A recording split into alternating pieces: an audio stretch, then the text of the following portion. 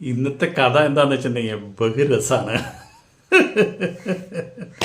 സ്ത്രീകൾക്ക് breast കൂടുതലുള്ളതാണോ breast കുറവുള്ളതാണോ പുരുഷന്മാർക്ക് ഇഷ്ടം? ഇപ്പം നമ്മുടെ കാഴ്ചപ്പാടിൽ വെച്ച് നോക്കുകയെന്ന് വെച്ചിട്ടുണ്ടെങ്കിൽ ഇപ്പം ഇന്നത്തെ പുരുഷന്മാരൊക്കെ കുറച്ച് മുല അങ്ങോട്ട് കണ്ടു കഴിഞ്ഞ് കഴിഞ്ഞാൽ അവിടെ കെട്ടി ഒരു പായ് തലോണ്ടി എടുത്തിട്ട് കെട്ടി കിടന്ന് കിടക്കണ കാണുന്നത്. അപ്പോൾ നമ്മുടെ കഥയും അതുപോലുള്ളൊരു കഥയാണ്. എന്തായാലും നമുക്ക് കഥയിലേക്ക് കിടക്കാം. ലേക്ക് അടിക്കുന്നവർ ലേക്ക് ഇപ്പം തന്നെ അടിച്ചോ, അവസാനം ആകുമ്പോൾ അത് മറന്നു പോകും. ഓക്കെ, നമുക്ക് വിഷയത്തിൽ കിടക്കാം. അപ്പോൾ മോഹിനി, പേര് തന്നെ മോഹിനിയാണ്. അവൾ ആ നാട്ടിലെ രോമാഞ്ചമാണ്. കാരണം എന്താണെന്ന് വെച്ചിട്ടുണ്ടെങ്കിൽ അവളെല്ലാവരും മുൻപിലെ അവളെ അഴക് കണ്ടു കഴിഞ്ഞാൽ അവളെക്കാൾ അഴകുള്ള ഒരു സ്ത്രീ വേറെ ആ നാട്ടിലും ഇല്ല, അവർ കണ്ട സ്ത്രീകൾക്കും ഇല്ല. അത്രയും വലിയ അഴകാണ്. കാരണം എന്താ വെച്ചിട്ടുണ്ടെങ്കിൽ ഒരു 2 മുല ശരിക്കും പറഞ്ഞു കഴിഞ്ഞാൽ ഒരു 10 കിലോ കാണും. അത്ര വലിയ മുല. ഇപ്പോൾ വെറുതെ ഇന്നത്തെ കാലത്ത് കുറേ പെണ്ണുങ്ങളുണ്ട് മുലയ്ക്ക് കുറേ നമ്മുടെ പില്ലോ കവറും അതുപോലെ തന്നെ കുറേ ഏച്ചി കട്ടലൊക്കെ വെച്ചിട്ട് മുലയും കൂടുതലുണ്ടെന്ന് അറിയിക്കാൻ വേണ്ടി നടക്കുന്നുണ്ട്. അതേപോലെയല്ല, ഇവളും മുല കാണിച്ച് കിടക്കണതാണ്. മുല ഉണ്ടെന്ന് വെച്ചിട്ടുണ്ടെങ്കിൽ ആ ഡ്രസ്സൊക്കെ ഇടാൻ വെച്ചിട്ടുണ്ടെങ്കിൽ ആ മുലയുടെ പകുതി പുറത്തുള്ളവർക്ക് കാണാൻ വേണ്ടിയിട്ട് അവൾ നടക്കുക.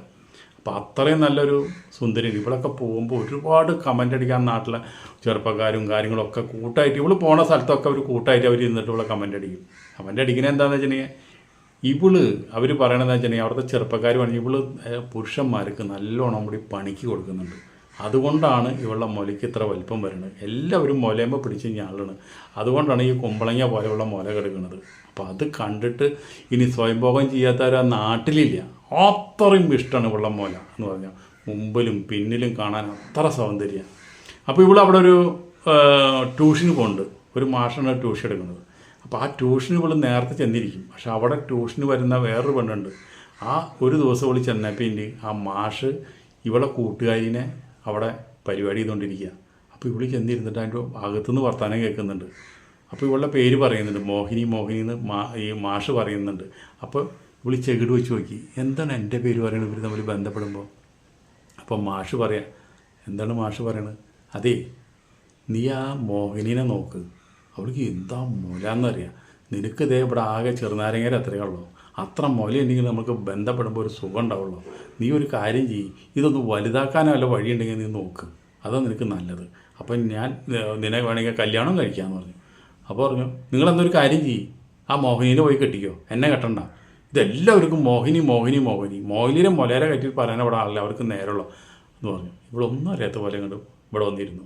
കുറച്ച് കഴിഞ്ഞപ്പോൾ പരിപാടി കഴിഞ്ഞ് മാഷും ഇവളും കൂടി കൂട്ടുകാരും കൂടി പുറത്ത് വന്നപ്പോൾ മാഷോട് കൂടി ചോദിച്ചു, അതേ, നിങ്ങൾ ബന്ധപ്പെട്ടോ, അതിലെനിക്ക് യാതൊരു പ്രശ്നമില്ല. പക്ഷെ നിങ്ങൾ ഈ ബന്ധപ്പെടുമ്പോൾ എൻ്റെ ശരീരത്തിനെ കുറിച്ച് നിങ്ങൾ എന്തിനാ ചർച്ച ചെയ്യേണ്ടത്? എനിക്കിപ്പോൾ ഇത്തിരി മുല കൂടുതലുണ്ടെങ്കിൽ അത് ദൈവം തന്ന ഒരു ഗിഫ്റ്റാണ് എനിക്ക്. അല്ലാണ്ട് ഞാൻ നാട്ടിലുള്ള പിള്ളേർക്കോ ആണുങ്ങൾക്കോ പിടിക്കാൻ കൊടുത്ത് വലുതായതല്ല, അത് ദൈവം തന്നതാണ്. അതിൻ്റെ പകുതി കാണിച്ച് നടക്കാൻ എനിക്കൊരു മടിയില്ല. പക്ഷെ നിങ്ങൾ തമ്മിൽ ബന്ധപ്പെടുമ്പോൾ എൻ്റെ പേരും പറഞ്ഞിട്ട് നിങ്ങൾ വഴക്കുകൊണ്ട കാര്യമില്ല എന്ന് പറഞ്ഞിട്ട് ഇവിടെ ആ ട്യൂഷൻ സെൻ്ററിൽ നിന്ന് ഇറങ്ങി പോകും. മാറ്റി ഇവിടുത്തെ ട്യൂഷൻ പഠിപ്പും തേങ്ങയുമായി പറഞ്ഞിട്ട് മാഷും ശരിയല്ല, കുട്ടികളും ശരിയല്ല എന്നിട്ട് അവിടെ നിന്ന് അവൾ ഇറങ്ങിപ്പോകും. ഇവളുടെ വീട്ടിലാണെന്ന് വെച്ചിട്ടുണ്ടെങ്കിൽ അവളുടെ ചേച്ചിയും ഇവളുടെ ചേട്ടനുണ്ട്. ചേട്ടനാണെന്ന് വെച്ചിട്ടുണ്ടെങ്കിൽ വീട്ടിൽ വന്നു കഴിഞ്ഞാൽ അവർക്ക് കൃഷിക്കാരാണ്. എന്ന് വെച്ചിട്ടുണ്ടെങ്കിൽ കുറച്ച് കൃഷിയുണ്ട്, 1-2 പശുവുണ്ട്. അപ്പോൾ അങ്ങനെയാണ് ഇവരെ ജീവിതം നടന്നു പോണത്.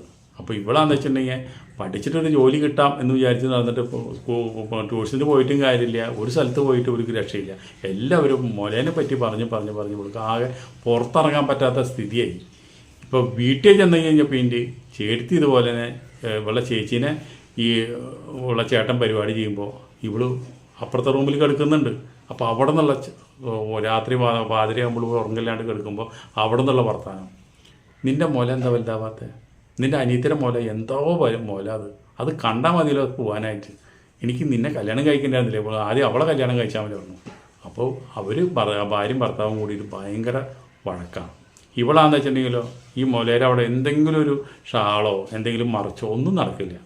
ചേട്ടൻ്റെ മുമ്പിൽ ഇവള് ഇതുപോലെ തന്നെ നടക്കും. ഇയാളാണെന്ന് വെച്ചിട്ടുണ്ടെങ്കിൽ ഈ മുലയിലേക്ക് നോക്കിയിരിക്കില്ല എന്നെ പണി. അത് ഉള്ള ചേച്ചിക്ക് അറിയാം. അപ്പോൾ ഇവള് ചേച്ചി പല പ്രാവശ്യം പറയും ഇവളോട്, ഇടിയേ നിൻ്റെ മുല ഒന്നുമില്ലെങ്കിൽ ഒരു 5-10 കിലോനുണ്ട്, നീ അതൊന്ന് മൂടി നടക്ക്, നിൻ്റെ ചേട്ടനത് കണ്ടിട്ട് വല്ലതും തോന്നി നിന്നെ കയറി പിടിക്കും.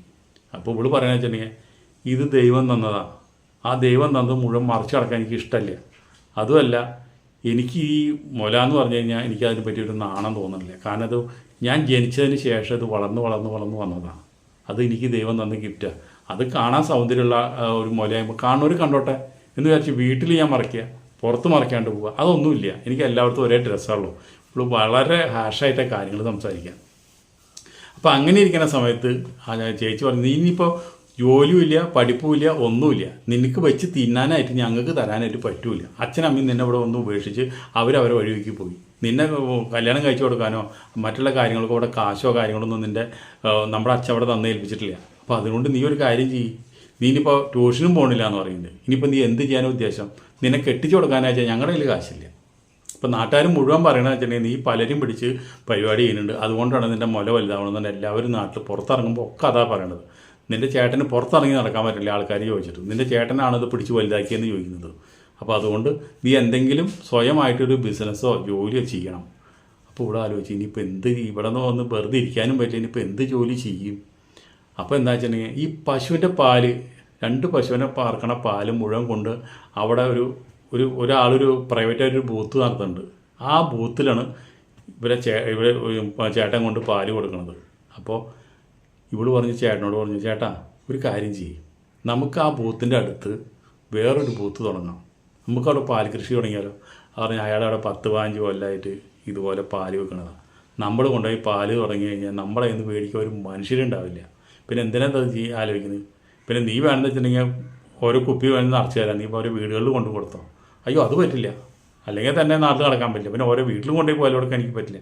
അങ്ങനെ നിൽക്കുന്ന സമയത്ത് ഇവൾക്ക് ഇതുപോലെ തന്നെ ചെറിയൊരു അസുഖം വന്നിട്ട് ഒരു ഡോക്ടറെ കാണാൻ പോവുക. ആ ഡോക്ടറെ കാണാൻ പോയപ്പോൾ ആ ഡോക്ടർ ആചാര്യ ഒത്തിരി വയസ്സായൊരു ആളാണ്. അയാൾക്ക് ഇവളെ കണ്ടോട് കൂടിയിട്ട് ഭയങ്കര ഇഷ്ടമായി. ഇയാളെ മോനെയും ഇവളുടെ പാടും കണ്ടപ്പോൾ കയറിക്കെടുക്ക് പരിശോധിക്കണം എന്ന് പറഞ്ഞു. ഇയാൾ വയസ്സ് ഇത്രയും 65-70 വയസ്സ് കഴിഞ്ഞു, 70 വയസ്സിനോടൊക്കെ ആയിട്ട്. എന്നിട്ട് ഇങ്ങനെ സ്റ്റെലസ്കോപ്പ് വെച്ച് മുലയുടെ അവിടെയൊക്കെ പരിശോധിച്ച് പറഞ്ഞു, ഞാൻ ഇത്രയും കാലമായി ഞാൻ ഡോക്ടറായിട്ട് ഇത്രയും അഴകുള്ളൊരു പെണ്ണിനെ ഞാൻ കണ്ടിട്ടില്ല, ഇത്രയും നല്ല മുല അഴകുള്ളൊരു പെണ്ണിനെ ഞാൻ ഇന്നവരെ കണ്ടിട്ടില്ല, എനിക്കിത് കണ്ടിട്ട് മതിയാവണില്ല, ഞാനൊന്ന് പതുക്കൊന്ന് തലോടിയോട്ടെ എന്ന് പറഞ്ഞു. ആ തലോടലൊന്നും വേണ്ട, എൻ്റെ രോഗത്തിനുള്ള മരുന്ന് എഴുതിയെടുത്താ. അപ്പോൾ ചോദിച്ചു, നിനക്ക് എന്താ ജോലി? അപ്പോൾ പറഞ്ഞു, എനിക്ക് ജോലിയൊന്നുമില്ല, പഠിക്കാൻ പോകാൻ പറ്റുന്നില്ല, അതുപോലെ തന്നെ ഒരു സ്ഥലത്ത് ജോലിക്ക് നിൽക്കാൻ സമ്മതിക്കുന്നില്ല, എൻ്റെ ഈ എല്ലാം ആൾക്കാർക്ക് എൻ്റെ ഈ സൗന്ദര്യമാണ് എനിക്ക് എൻ്റെ ഏറ്റവും വലിയ ശാപം, ഞാൻ എന്താ ചെയ്യുന്നതെന്ന് എനിക്ക് ഒരു പിടുത്തല്ലാണ്ട് നടക്കാമെന്ന് പറഞ്ഞു. വീട്ടിലെന്താ പണി? വീട്ടിൽ ചേട്ടനും ചേച്ചിയും മാത്രമേ ഉള്ളൂ, 2 പശു ഉണ്ടെന്ന് പറഞ്ഞു. ആ പശു ഉണ്ടാകും നിനക്ക്, അപ്പോൾ ആ പാല് വിറ്റിട്ട് നിനക്ക് ജീവിച്ചൂടെ? നമ്മുടെ പാല് വെക്കാനായിട്ട് അവിടെ വേറെ എല്ലാ പാലും കൊണ്ട് ഒരാൾക്കാർ കൊടുക്കണം. അയാളവിടെ 10 കൊല്ലമായിട്ട് വിൽക്കുന്ന ഒരു വ്യക്തിയാണ്. ഞാൻ അയാളുടെ അടുത്ത് പാല് വിറ്റിട്ട് നമ്മുടെ പാല് കുടിക്കാൻ ആളുണ്ടാവോ? പിന്നെ പാലിൽ വെള്ളം ഒഴിക്കാണ്ട് പാല് കൊടുത്താൽ മുതലാവും നമുക്കൊക്കെ. അപ്പോൾ ഈ ഡോക്ടർ പറഞ്ഞേ, നീ എനിക്ക് ഇടയ്ക്കൊന്ന് വന്നിട്ട് നിൻ്റെ മുലയമ്മ പിടിക്കാനുള്ള ഒരു സൗകര്യം നീ ഉണ്ടാക്കി തന്നാൽ നിന്നെ ഞാൻ വലിയൊരു പാൽ കച്ചവടക്കാരിയായിട്ട് മാറ്റാം എന്ന് പറഞ്ഞു. അതെങ്ങനെ എന്ന് വെച്ചിട്ടുണ്ടെങ്കിൽ പാലിൽ കൂട്ടാനുള്ളൊരു കൂട്ട് ഞാൻ നിനക്ക് പറഞ്ഞുതരാം. അപ്പോൾ അയാളുടെ പാല് മേടിക്കാൻ ആളുണ്ടാവില്ല, നിൻ്റെ പാല് മേടിക്കാൻ ആളുണ്ടാവും. അതന്നെ, എൻ്റെ അച്ഛൻ ഒരു പാൽ കർഷകനായിരുന്നു. എൻ്റെ അച്ഛൻ എൻ്റെ അമ്മേനെ വെച്ചുകൊണ്ടാണ് എന്നെ പഠിപ്പിച്ച് ഡോക്ടറാക്കിയതും ഈ പാലുകൊണ്ട് തന്നെയാണ് ഞാൻ ഡോക്ടറായതും ഇപ്പോൾ ജീവിക്കുന്നതൊക്കെ എന്ന് പറഞ്ഞു. എൻ്റെ വീട്ടിലും പശു കൊണ്ട് പറഞ്ഞു. അപ്പോൾ പറഞ്ഞു, അങ്ങനെയാണോ? എന്നാൽ ഡോക്ടർ വേണമെങ്കിൽ എൻ്റെ മുലയുമ്പോൾ പിടിച്ചോ, തഴുകിക്കോ, ഞാൻ ഇടയ്ക്കിടയ്ക്ക് വരുന്നുണ്ട്. അതല്ല, നീ ഇടയ്ക്കിടയ്ക്ക് വരും വേണം, നിനക്ക് ചില ട്രിക്കുകൾ പറഞ്ഞു തരാണ്ട് ഒറ്റമൂലി ചെയ്യാനുണ്ട്, അപ്പോൾ നീ വരും വേണം എന്ന് പറഞ്ഞു. വരാം കുഴപ്പമില്ല എന്ന് പറഞ്ഞു. എന്താണ് പരിപാടി എന്ന് ചോദിച്ചു. അപ്പോൾ പറഞ്ഞു, ആ പരിപാടിയൊക്കെ പറഞ്ഞു കൊടുത്തപ്പോൾ അത് രഹസ്യമായിട്ട് ഇരിക്കട്ടെ, അവസാനം പറയാം.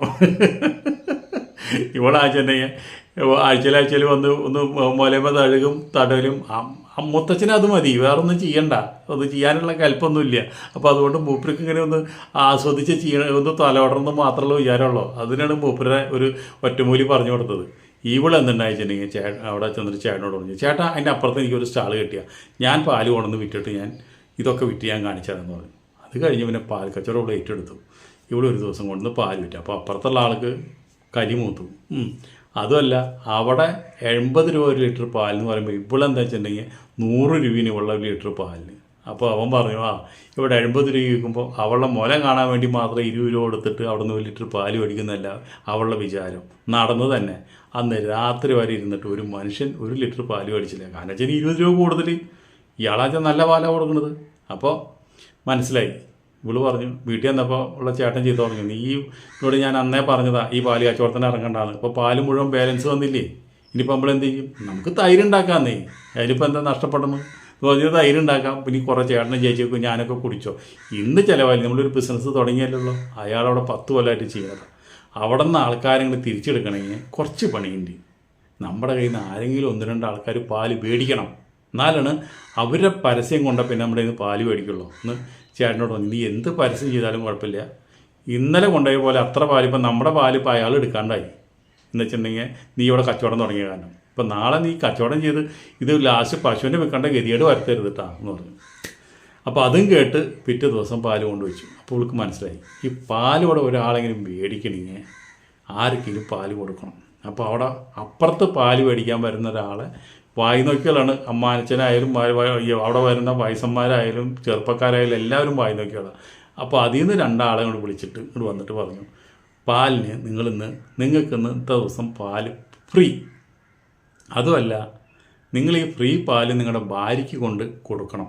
നിങ്ങളും കൂടി പാല് കാച്ചി കുടിക്കണം. അത് കുടിച്ചു കഴിഞ്ഞ് കഴിഞ്ഞാൽ നിങ്ങളുടെ ഏത് പൊന്താത്ത സാധനമായാലും എങ്ങനെ നിങ്ങൾ തളർന്നു കിടക്കായാലും നിങ്ങൾക്ക് ഭയങ്കര ഉത്തേജനം വരും, നിങ്ങൾ പരിപാടി ചെയ്യും. അത്ര നല്ല പാലാണ് ഞാൻ വിൽക്കണമെന്ന് പറഞ്ഞു. അന്ന് എന്താണെന്ന് വെച്ചാൽ 2 പേർക്ക് പാല് ഫ്രീ കൊടുത്തു പോകും. അതുപോലൊരു ബിസിനസ്സും തന്ത്രമാണ്. അങ്ങനെ ഈ 2 പേര് അന്ന് അവിടുന്ന് പാല് മേടിച്ചില്ല, ഇതും കൊണ്ടുപോയി അവർ ഭാര്യമാരോട് പറഞ്ഞു ഇത് ഈ പാല്. അപ്പോൾ ഭാര്യമാർ ഈ പാല് നോക്കിയപ്പോൾ പറഞ്ഞു, അയ്യോ ഇത് എന്ത് കൊഴുപ്പാ, എന്ത് ടേസ്റ്റാ, നല്ല അസല് പാല്, ഇതുപോലത്തെ പാല് ഇന്ന വരെ കിട്ടിയില്ല. നിങ്ങൾ 10 കൊല്ലം പാല് മേടിച്ച് വന്നിട്ടുണ്ട്, ഇന്ന വരെ ഇതുപോലൊരു പാല് നമ്മൾ കിട്ടിയില്ലോ. അപ്പോൾ പറഞ്ഞു അത് മാറ്റി മേടിച്ചു. ഇന്ന് ഞാൻ അപ്പുറത്തൊരു കടയിൽ നിന്ന് ഇവിടെ ഒരു മോഹിനി വിൽക്കുന്നുണ്ട്, മോഹിനിയുടെ പാലാണ് മേടിച്ചത്. അന്തസ് പാലുള്ള മോഹിനിയുടെ, പക്ഷേ മോഹിനിയുടെ പാലിന് 100, അതൊന്ന് വെള്ളം ഒഴിക്കാത്ത പാലാണ്, നല്ല പാലാണ്. ഇതിന് 100 അല്ല 120 കൊടുത്താലും നഷ്ടമില്ല. പിന്നെ ഇവർ 2 പേരും ഗ്രാമത്തിലുള്ള ആൾക്കാരോടും മറ്റുള്ള ആൾക്കാരോടും എല്ലാം പറഞ്ഞു, മോഹിനിയുടെ 20 രൂപ കൂടിയാലെന്താ, ഗംഭീര പാലാന്ന് പറഞ്ഞത്. അങ്ങനെ 2 ആളെന്നുള്ളത് 10 ആളായി, 20 ആളായി, 30 ആളായി. അങ്ങനെ അയാളുടെ കച്ചവടം പൂട്ടുന്നുള്ള നിലയിലായി എല്ലാ ആൾക്കാരും ഇവിടെ.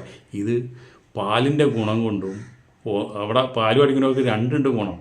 പാല് അടിപൊളി പാല് 20 രൂപ കൊടുത്തു കഴിഞ്ഞാലും അയാളുടെ പാലിൻ്റെ ഗംഭീര പാല്, ഗംഭീര ടേസ്റ്റ്. അതുപോലെ തന്നെ ഈ ഉത്തേജനം കൂടുതലുണ്ടാവുന്ന വേണ്ടിയിട്ടുള്ള ആൾക്കാരും വന്ന് പാല് മേടിച്ചു തുടങ്ങി. അപ്പോൾ ഭാര്യമാരായിട്ട് ഭയങ്കര സ്നേഹം, പരിപാടി, ഇതൊക്കെ നടക്കല്ലേ.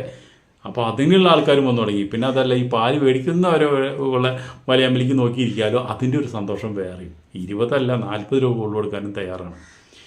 മറ്റാൾ എന്തുണ്ടായി വെച്ചിട്ടുണ്ടെങ്കിൽ, എന്താണ് ഇവിടുത്തെ രഹസ്യം, ഈ പാലിൻ്റെ രഹസ്യം? അയാളും വേറെ ആളെ വിട്ടിട്ട് പാല് നോക്കി പരിശോധിച്ചു. നല്ല പാല്, അടിപൊളി പാല്, ഇതെങ്ങനെ ഉണ്ടാക്കുന്നു, ഈ 2 പശുവിനും വെച്ചിട്ട് എങ്ങനെ ഇത്രയും പാല് വിൽക്കണു? അപ്പോൾ ഇതിൻ്റെ ഇടയിൽ അവൾ നല്ല കാശുകാരിയായി, നല്ലതായി. അവൾക്ക് സ്വന്തമായിട്ട് സ്ത്രീധനം കൊടുത്ത് കല്യാണം കഴിച്ചു കൊടുക്കാനുള്ള കാശ് അവൾ തന്നെ ഉണ്ടാക്കി. പക്ഷേ ഡോക്ടർ പറഞ്ഞു കൊടുത്ത ആ സൂത്രം, അത് നമുക്കിനി പറയാനുള്ളത്. അതെന്താണെന്ന് വെച്ചിട്ടുണ്ടെങ്കിൽ, ഡോക്ടർ പറഞ്ഞു കൊടുത്തത് എന്താണെന്ന് വെച്ചിട്ടുണ്ടെങ്കിൽ, ഈ പാല് കല്യാണം കഴിക്കാത്തവർക്ക് സ്ത്രീകൾക്ക് പാലുണ്ടാവില്ല. കല്യാണം കഴിച്ച സ്ത്രീകൾക്ക് തന്നെ ചിലപ്പോൾ കുട്ടികളുണ്ടായി കഴിഞ്ഞാൽ അവർക്ക് മുലപ്പാലുണ്ടാവില്ല. അപ്പോൾ ഇവൾക്ക് എന്താണെന്ന് വെച്ചിട്ടുണ്ടെങ്കിൽ, കൃത്രിമമായിട്ട് ഇഞ്ചക്ഷൻ ചെയ്ത് ഇവളുടെ മുലയിൽ പാലുണ്ടാക്കുക. അവൾ ഇത്രയും വലിയ മുലയല്ലേ, അതിൽ പാലുണ്ടാക്കുക ഈ ഡോക്ടർ ചെയ്തത്. എന്നിട്ട് എന്തുണ്ടായി വെച്ചിട്ടുണ്ടെങ്കിൽ, പശുവിനെ കറക്കണതിന് മുമ്പ് ഒരു പാത്രത്തിൽ കുറച്ച് വെള്ളം കൊണ്ടുവരും. ആ വെള്ളത്തിലേക്ക് ഇവളുടെ മുലയൊന്ന് കറന്ന് ഇവളുടെ മുലപ്പാൽ ആ വെള്ളത്തിൽ ഒഴിക്കുന്നത്. ആ വെള്ളത്തിൽ ഒഴിച്ചിട്ട് തലേ ദിവസം രാത്രി മുലപ്പാൽ കറന്ന് ഈ പച്ചവെള്ളത്തിൽ ഒഴിച്ചു വയ്ക്കും. ആ പച്ചവെള്ളം അതേപോലെ തന്നെ ആ പാത്രം കൊണ്ടുവന്നിരുന്നിട്ട് നേരിട്ട് പിന്നെ പാൽ അതിലേക്ക് കറക്കണം. ഇത് കൂടി 2ഉം കൂടി കൊണ്ട് കൂടുമ്പോൾ ഒരു കെമിക്കൽ, ആ ഒരു പ്രൊസീജിയറാണ് ഇവിടെ നടക്കുന്നത്. അപ്പോൾ പിന്നെ പാലിന് ഇരട്ടി ശക്തിയും ഇരട്ടി അതുപോലെ കൊഴുപ്പും, അതിനെ കഴിക്കുന്നവർക്ക് അതിനേക്കാളും വലിയൊരു സുഖമാണ് വരുന്നത്. അതാണ് ഇവൾക്ക് ആ ഡോക്ടർ പറഞ്ഞു കൊടുത്ത തന്ത്രം. പക്ഷേ ആ തന്ത്രം വെച്ചിട്ട് ഇഷ്ടം പോലെ കാശുണ്ടാക്കി, വലിയ വീടുണ്ടാക്കി, നല്ലൊരാളെ കല്യാണം കഴിച്ച് അടിപൊളിയായിട്ട് പോയി. അപ്പോൾ ഒരു ഡോക്ടറെ ഒറ്റമൂലിന് ആ ഡോക്ടറെ കുടുംബം രക്ഷപ്പെട്ടതും കാശുണ്ടാക്കിയത് അതുപോലെയാണ്. ഇപ്പോൾ നിങ്ങളിതുപോലെ ചെയ്യേണ്ട കേട്ടോ, ഇതൊരു കഥയാണ്. ഇത് കഥയായാലും ചിലപ്പോൾ നടന്നതാവാം, ചിലപ്പോൾ നടന്നില്ലാവാം, ചിലപ്പോൾ ഇപ്പോൾ ഇവിടെ ജീവിച്ചിരിക്കുന്നവരായിട്ട് യാതൊരു ബന്ധങ്ങളും ഉണ്ടാവില്ല. എന്തൊക്കെ ഉണ്ടെങ്കിലും ഇത് ഇങ്ങനെ ഒരു സംഭവം ഉണ്ടാകുന്നത് സത്യമാണ്.